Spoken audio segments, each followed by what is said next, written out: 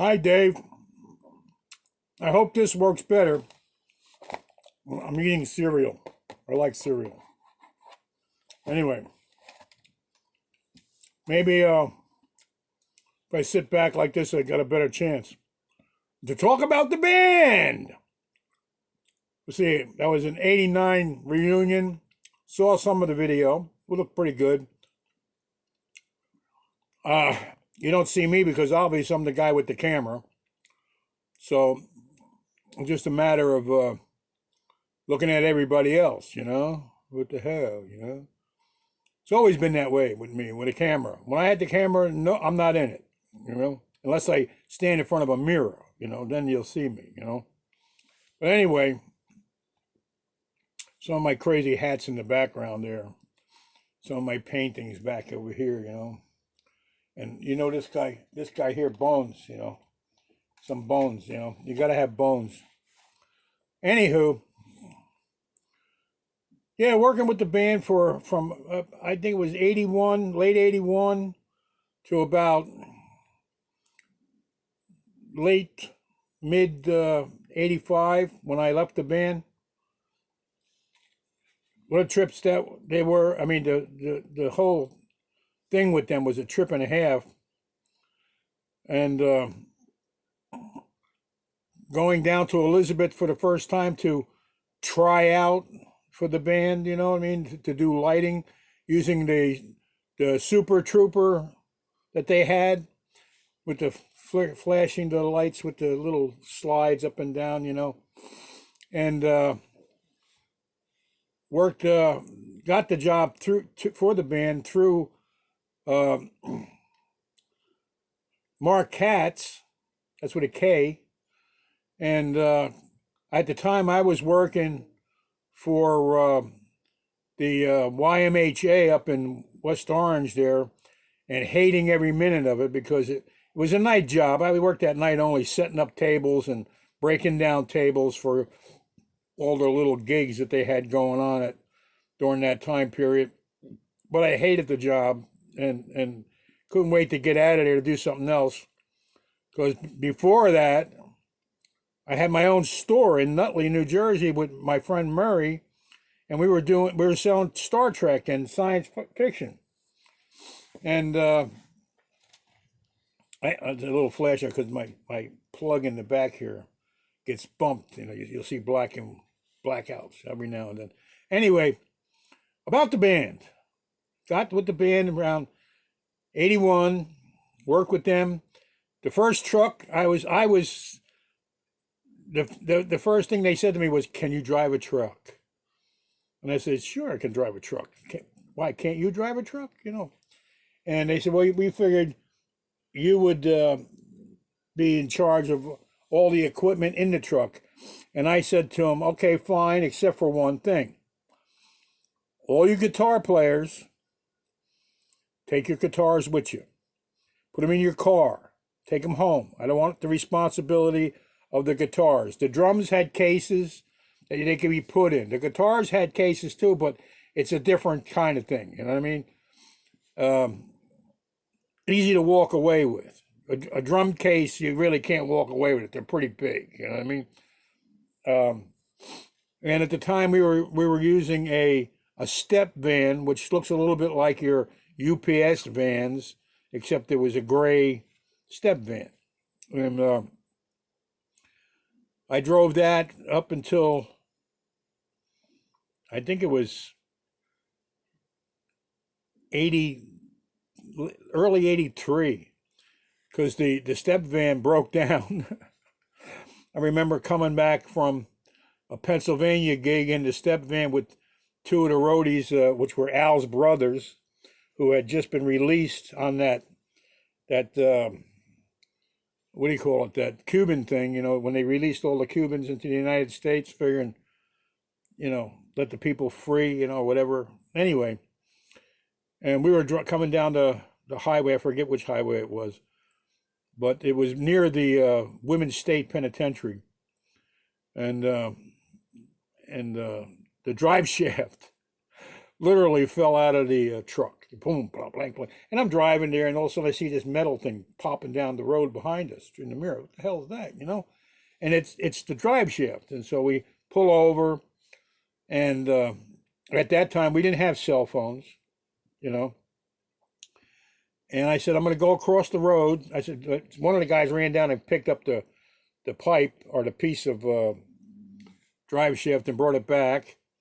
And I said, wait here, I'm going to go in, because the truck is loaded with all the equipment. All the band's equipment's in the truck, except the guitars. That's with them, that's with the guys. So I head over to this restaurant, and as I'm getting ready to walk in, 3 women come walking out, and one of them is Carolyn, which is at the time Frank's or Guido's girlfriend.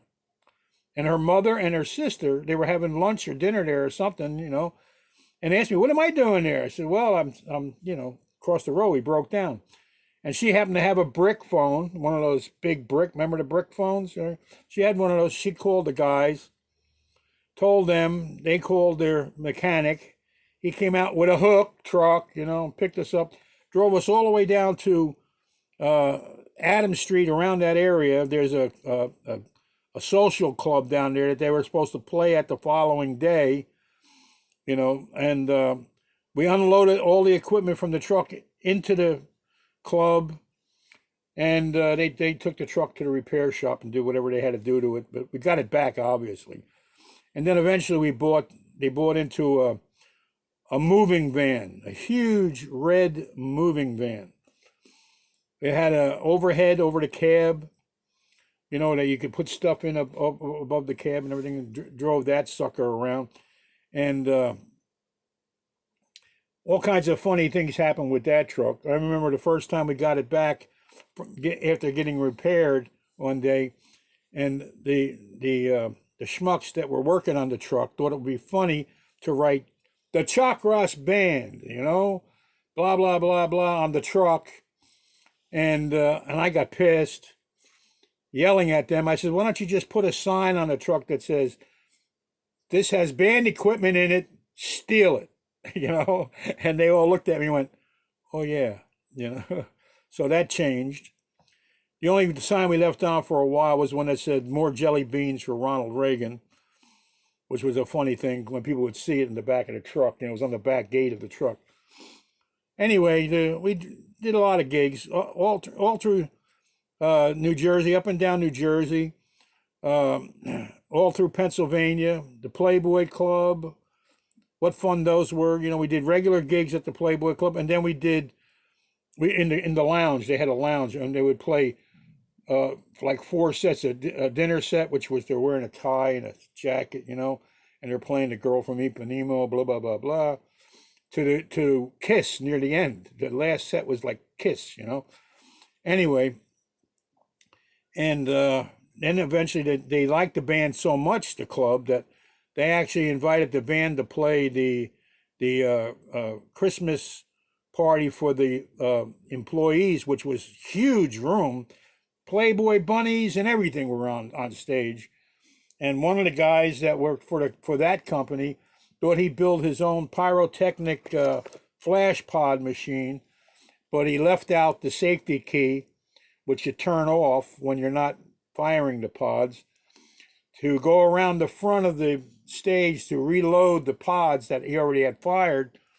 And in the process, one of the switches wasn't turned off very well because he was using toggle switches. And when he plugged the new pod in, he set his head on fire. But somebody beat him out, they smacked him down, as he didn't know why they were hitting him. But when he came back and he stood next to me for the rest of the evening, it was like, what does burnt hair smell like? Like crematorium time, But yeah, we spent a couple of summers down in Seaside. I had a house down in Ortley, and we'd split up the rooms and party there, play up, and all the way up to Point Pleasant, all the way down to South Seaside and all that, and all the clubs that were there at the time. I think there may be maybe 4 clubs that are back existing again. I don't think any more are there. The The Bamboo was one of the biggest ones. Anyway, that's changed too. I've seen the remodel of that place. But I haven't been, I don't really go down to Seaside anymore. I live in Toms River and I don't go to Seaside. What do you think? You know, I don't swim in the ocean to begin with. And I like lakes personally, but I haven't been camping in a long time either. So, which was one of the things we did on one of our trips. We went to Kendall Park, all the way in South Jersey, to play this club. And instead of renting motel rooms, we rented a campground area where we set up tents, and we all lived in tents, except for Frank, who brought a Winnebago, you know, one of those house trucks, you know. Anyway, it was great fun, and we met a lot of people, a lot of good people, you know. Had a great time. Hope you enjoyed the video, you know, that Dave has been putting together. I'm going to try and send him some crap that I have that I found. Little things I did. I used to take a little Super 8 camera and I used to do little videos, you know, of alien beings chasing people. They would turn into a garbage can and then turn back into an alien, you know. And matter of fact, I think one of the gals that's in the one video has passed away since. She's not around anymore. She passed away from some kind of heart disease or something like that. Anyway, if I can find that piece, because I have to actually transfer it from Super 8 to a wall and then videotape it with my phone. That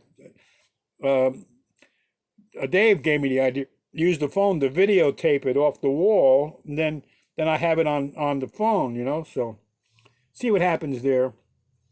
Anyway, I hope you guys enjoy the band playing again, and nice to see Manny. Nice to see to see Kenny. Although Kenny, you look a little chubby. You look a little chubby in that picture. Maybe, you know, me. I lost weight. I went to the hospital with this virus thing. You know, I'm in isolation now at home now. I'm finally home, and I was 260 when I went into the hospital, and now I'm 230. So I lost weight, which I want to keep off. I don't need it. I also shaved off all my hair on my face and stuff like that, you know. I was so hairy because I didn't shave while I was in the hospital that I couldn't stand it, so I took it all off. The only thing I got to do now is finish fixing my hair, brush it all out, get it all straightened out, and then I'm going to trim that too. Even I'm going to take that down a little bit and just start from scratch. You know, make a whole new look. You know, hopefully everything's going to work out. I got a lot of junk in the house. I had a flea market for a while, booth, but that flea market is gone totally. They sold the property. So I have a lot of shit from the flea market that I have to get rid of, probably put it on eBay. I got a ton of paintings I started, and I have to finish those, and I'm going to sell them on eBay. I painted a couple of pictures of the guys and the girls that used to come to the club that I liked, you know, and maybe I'll do some more of those because I have tons of art equipment. You know, I was always an artist. You guys knew that. My gigs as far as doing makeup and special effects and face painting and all that, that's all dried up right now because of this virus thing. And I'm really going to talk to my agent and tell him that I'm not going to spend this year on my liability insurance. It's like $380 for $1 million coverage liability insurance. Actually, $2 million coverage liability insurance. If I don't have gigs, it doesn't make sense, you know. So I'm not going to bother with that this year.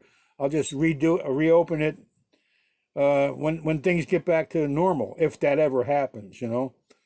Because it seems like nobody wants to touch anybody anymore, you know, and whatever, you know.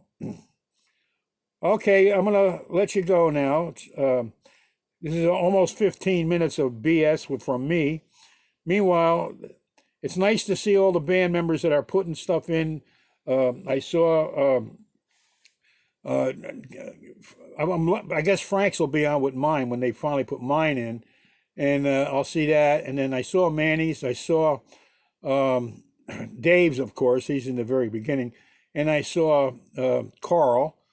And Carl always looks good. I'm on Facebook with Carl all the time, BS back and forth, and sometimes with Manny too. We're on Facebook together. We're all together on Facebook. Talk to Al. I tried to. Hopefully, he'll put something on, even if it's only 5 minutes. Just say hi.